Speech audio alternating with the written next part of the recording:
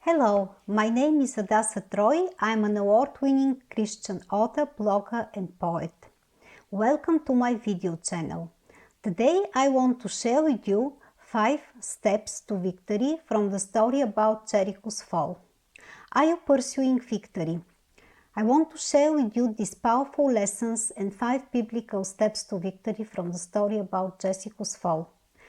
We always struggle with something and we always have enemies to conquer. Perhaps you struggle today with fear, anxiety, depression, or unresolved personal conflicts. Whatever your enemies is, we can glean powerful lessons and 5 biblical steps to victory from the story about Jericho's fall in the book of Joshua chapter 6. So what is the first step? The first step is that God always provides guidance and winning strategies. The first and most important truth to know is that we have victory in Christ, and whatever comes against us, we have this secure victory. So we can fight our battles from the position of victory. Also, God takes always the initiative to provide guidance and winning strategies. In the account of Jericho, God gave his instruction to Joshua in the very beginning, and I want to read for you these instructions. Then the Lord said to Joshua, "See, I have delivered Jericho in your hands, along with its king and its fighting men. March around the city once with all the armed men. Do this for 6 days. Have 7 priests carry trumpets or ram's horns in front of the ark. On the 7th day, march around the city 7 times, with the priests blowing the trumpets. When you hear them sound a long blast on the trumpets, have the whole army give a loud shout. Then the wall of the city will collapse and the army will go up, everyone straight in." Joshua 6:2-5. So God always gives us strategies, winning strategies and guidance in our fight against obstacles and challenges. His strategy may not make sense to us or maybe even counterintuitive, but it's always the best one. It trains us not only to follow God in obedience, but also it trains us to lean on Him and to persist in our obedience. The second step is logically to follow God's instructions. So to follow them precisely so we can have success. And Joshua did exactly this. After receiving God's instructions, he prepared to carry them. He called the priests, he ordered the army, he prepared to execute exactly God's instructions by giving additional orders to the army. And I read the verse for you. "So he had the ark of the Lord carried around the city, circling it once. Then the army returned to camp and spent the night there." Joshua 6:11. The third and very important lesson to know is that obedience is a process as it is the journey to victory.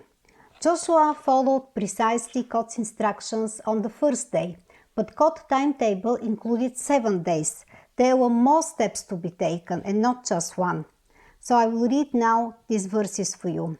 "Joshua got up early the next morning, and the priests took up the ark of the Lord.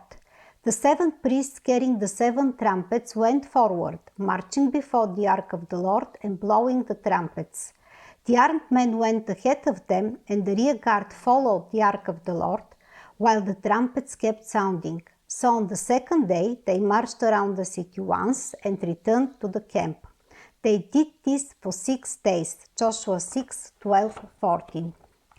Rarely God is interested in us to just take one occasional step of faith. Usually it is a set of steps, one following another. God is more interested in our constant devotion to following Him than just an occasional step of faith. The fourth principle and the fourth step is that before victory, it's time to press on. Just before victory, we experience the greatest pressure and we need to exert the greatest efforts. We see this principle illustrated in the account of Jericho too.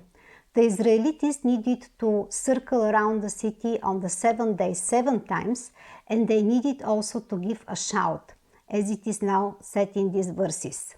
On the 7th day, they got up at daybreak and marched around the city 7 times in the same manner, except that on that day they circled the city 7 times. The 7th time around, when the priest sounded the trumpet blast, Joshua commanded the army, "Shout, for the Lord has given you the city." Joshua 6:15-16. And the 5th step and lesson is that our victory is a combination of God's work and our efforts. Yes, God opens the doors, He removes the obstacles, but we also have a part to play and to take action. As in Jericho's fall, God removed the city walls, but the Jews needed to enter the city, to go straight ahead, to conquer the city in order to secure victory, as it is now said in these verses. When the trumpet sounded, the army shouted, and at the sound of the trumpet, when the men gave a loud shout, the wall collapsed. So everyone charged straight in, and they took the city. They devoted the city to the Lord and destroyed with the sword every living thing in it, men and women, young and old, cattle, sheep and donkeys. Joshua 6:20-21. What is your Jericho? Which of these 5 biblical steps do you need to take today in order to conquer your Jericho? I will now summarize once again the steps for you.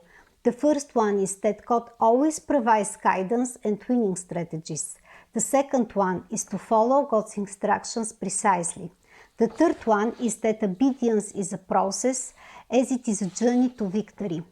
The fourth one is that before victory, it's time to press on. And the last one is that our victory is a combination of God's work and our efforts. So I would be very happy if you found this video helpful, and I would be thankful to you if you like it, share it, and also share what you think in the comments. Thanks a lot for watching. Till next time.